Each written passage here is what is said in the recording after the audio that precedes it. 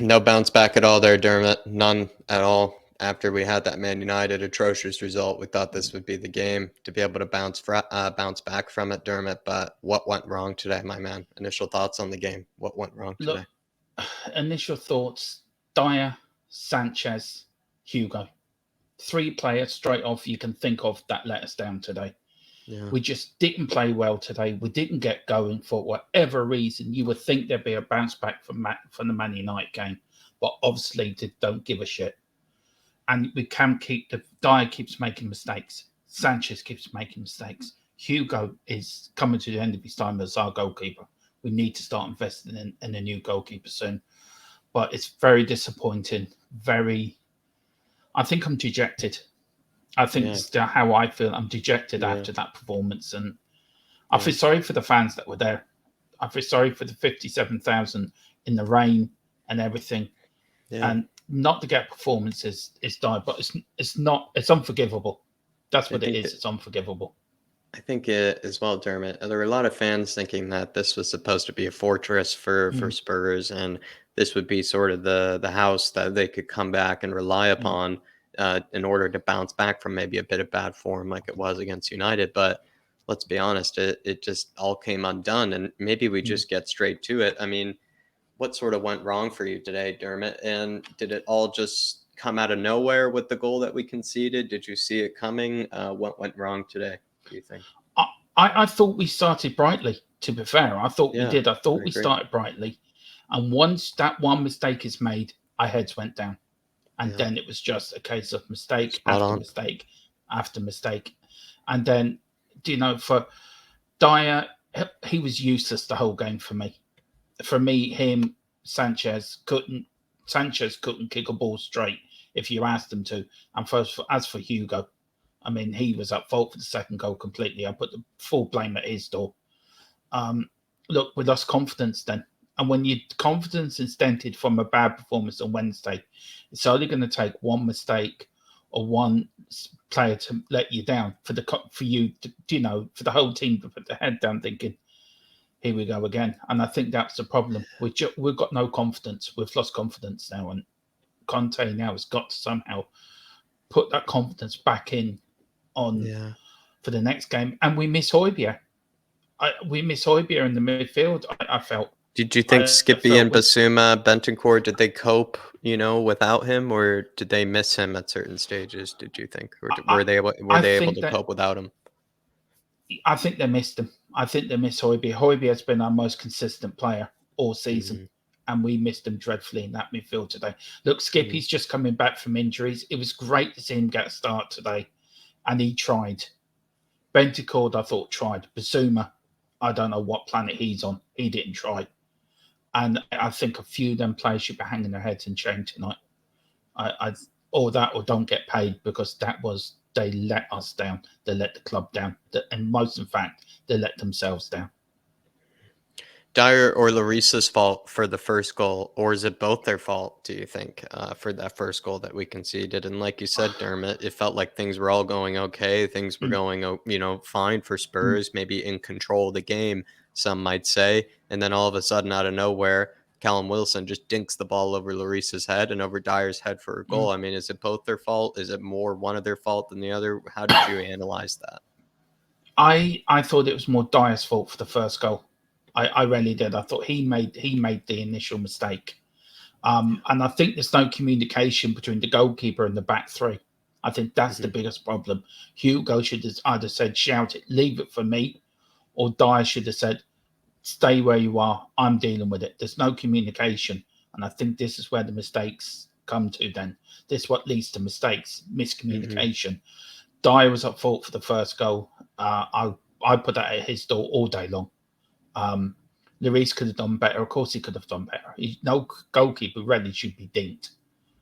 But look, Dyer should have dealt with it to begin with. So it's a lack of communication, I think, between the goalkeeper and the back three, and that's got to be sorted out. We need a goalkeeper that can shout, that his 6 yard area, that's his area. He demands that area, and he needs to command his back three. Hugo doesn't do that, so it leads to mistakes. And as I say, there was Dyer again with one of them mistakes that costs us. And again, knocks the confidence out of the players. Was it a foul in your eyes, Dermot, or was Lloris probably lucky if he were given a foul there? Because I that's maybe thought the debate. That's the debate is maybe he was looking for a foul by the looks of things. He thought he was going to be given a foul and he wasn't given one. Is he a bit silly to be thinking he should be getting a foul there, or do you think there's something behind that? I think there could be something behind it, but we just can't. We conceded the goal. We just need to get on with it. Foul or no foul, we just have to get up and get over it. Get over it quickly. And I think myself, I think it should have been a foul. But look, these things over a season, they sort of want themselves out over a season. So I think we are due a few of VAR and the referee. We never had good decisions on them this season. Yeah, there's something to be said about. I said to Yeah. West Dermot that Spurs are, normally the goalkeepers, right? They're kind of protected a bit more than the other players. Yeah. So you sort of think that maybe the goalkeeper would get that sort of benefit of the doubt. The goalkeeper would get that extra bit of protection.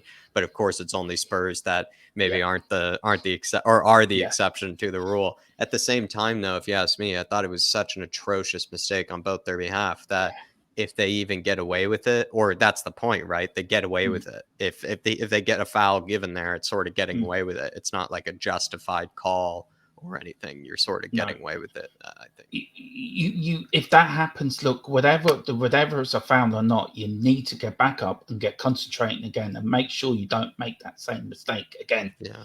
And we've seen time after time after time, Dyer, Davis, Sanchez, Hugo are making the same mistakes over and over again. They don't learn from the mistakes they've made. And this is the frustration part.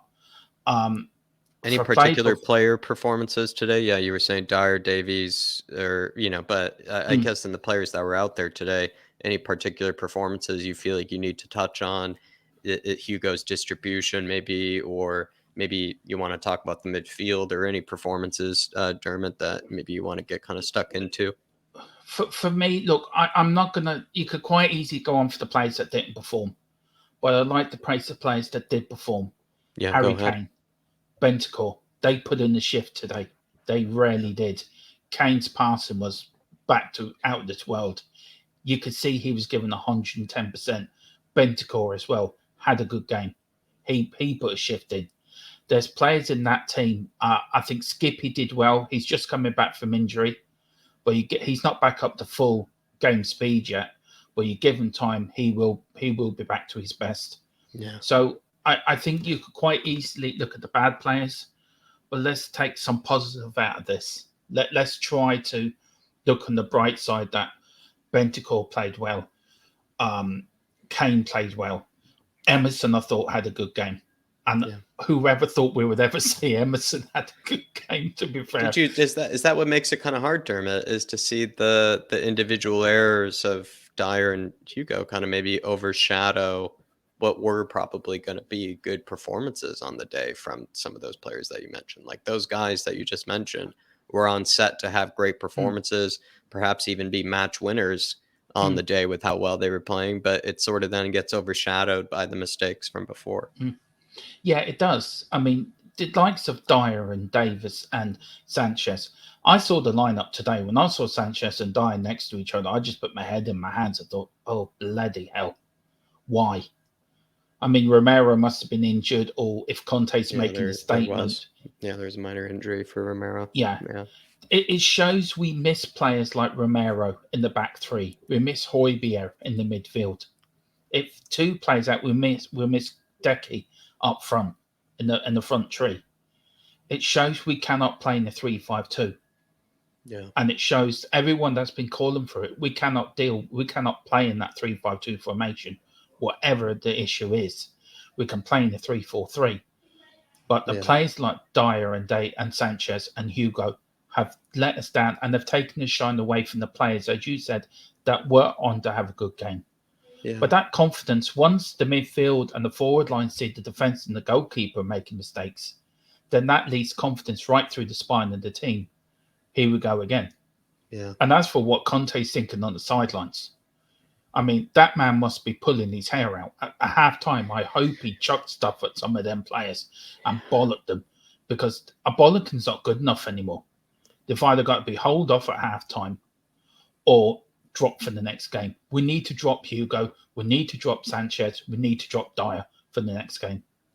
And let's bring in Fraser Foster and co. I like those answers, Dermot. I like that. That was a good spiel from yourself. Conte's formation, substitutions. Did he get any of those wrong today? Maybe the formation or anything? I'll be honest. It's hard to really blame Conte for today because it felt like he made a lot of substitutions and he went with the 3-5-2. But I don't know, Dermot. What's your thoughts on how he went about today?